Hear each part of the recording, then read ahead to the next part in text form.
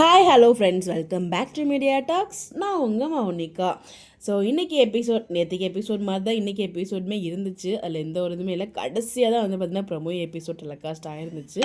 ஒரு சுச்சுவேஷனுக்கு மேலே காவேரியால் வந்து பார்த்திங்கன்னா அவங்கள ஃபேஸ் பண்ண முடியாமல் செம்ம கோவமாக தான் வந்து பேசியிருந்தாங்க. ஸோ எப்பாடா ஒரு வழியாக இன்றைக்கி பாட்டிக்கிட்டேயுமே வந்து கோவமாக பேசினது ரொம்பவே ஹாப்பியாக இருந்துச்சு. எங்கே வாங்கி கையெழுத்து போட்டு கொடுத்துருவாங்களோ அப்படின்னு சொல்லி ஒரு நிமிஷம் நானுமே பயந்துட்டேன். பட் நல்ல வேலை அந்த மாதிரிலாம் எதுவுமே பண்ணாமல் முதல்ல வந்து பார்த்திங்கன்னா விஜயை கையெழுத்து போட்டு எனக்கு கொடுக்க சொல்லுங்கள், அதுக்கப்புறம் நான் வந்து கையெழுத்து போடுறேன் அப்படிங்கிற மாதிரி சொல்கிறாங்க. விஜய்க்கு ட்ரை பண்ணுறாங்க, விஜய் ஃபோன் எடுக்கல. ஐயோ ஏன்டா ஒன்றே நாள் காவேரி படுத்துறீங்க, இப்போ விஜயை போட்டு டேமேஜ் பண்ணுறீங்க அப்படிங்கிற மாதிரி தான் இருந்துச்சு.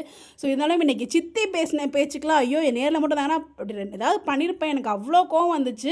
நிவினையும் காவேரியும் வச்சு பேசும்போது ரொம்ப கோவம். ஒரு பொண்ணு ஏன் லவ் பண்ணால் என்ன, அது எல்லாருக்கும் தெரியுற மாதிரி ஆயிடுச்சுன்னா என்ன தான் தப்பு.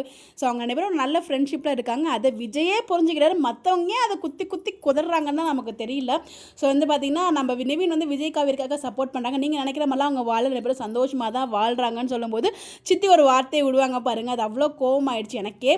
ஸோ அந்த இடத்துல அங்கேயுமே எல்லாருமே கோவப்பட்டாங்க. ஸோ ஒரு மாதிரி கஷ்டமாக இருக்கும், அது ஹர்ட்டாக இருக்கும் கண்டிப்பாக காவேரிக்கு.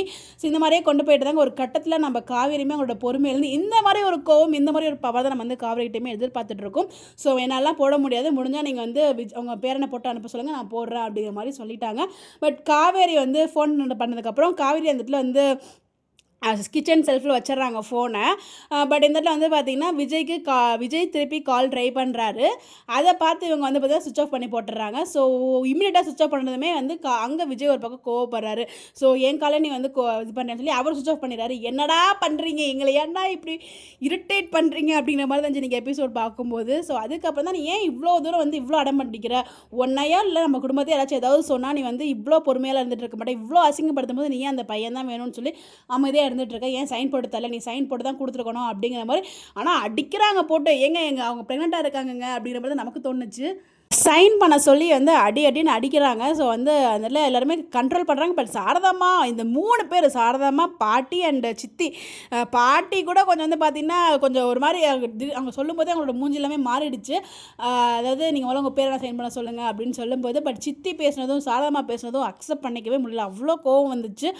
பட் ஃபைனலாக அதெல்லாம் கொந்தளிச்சு நம்ம காவேரி வந்து எப்படி அவங்களை அமுச்சு வச்சுட்டாங்க. இங்கேயுமே கொந்தளிச்சு நான் ப்ரெக்னெண்ட்டாக இருக்கேன் அப்படிங்கிற விஷயத்தை சொல்லிட்டாங்க. அதோடய வந்து ஸ்டாப் பண்ணிட்டாங்க. இதுக்கப்புறம் சாரதாம்மா எப்படி ரியாக்ட் பண்ணுவாங்க அப்படிங்கிற ஒரு கேள்விக்குறி இருந்துச்சு.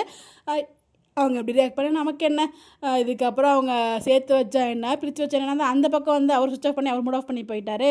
என்னடா பண்ணுறீங்க, எங்களை ஏன்டா அப்படி கஷ்டத்துக்கு மேலே கஷ்டத்தை கொடுத்துட்றீங்க, ஒரு பக்கம் ஹாப்பியாக ப்ரெக்னென்சி ரிவீல் பண்ணிடுறீங்க, இந்த பக்கம் அப்படியே ட்விஸ்ட் கொடுக்குறீங்களே அப்படின்னு சொல்லி ரொம்ப வருத்தமாக இருக்குது. ஸோ அதை பற்றி நம்ம தனியாக டிஸ்கஸ் பண்ணலாம் வீடியோ. இன்றைக்கி எபிசோட் பார்த்தீங்களா, எப்படி இருந்துச்சு, உங்களுடைய கருத்துக்கள் நீங்கள் எப்படிலாம் ஃபீல் பண்ணீங்கன்னு சொல்லி மறக்காமல் கமெண்ட்டில் ஷேர் பண்ணுங்கள். Bye bye. இதுக்கப்புறம் மண்டே தானா, அடுத்த சண்டே ப்ரோமோ என்ன வரும்னு தெரியல, ஹாப்பியாக வருதா இல்லை அதுவும் வந்து நமக்கு கஷ்டப்படுத்துற மாதிரி வருதாங்கிறத வெயிட் பண்ணி தான் பார்க்கணும்.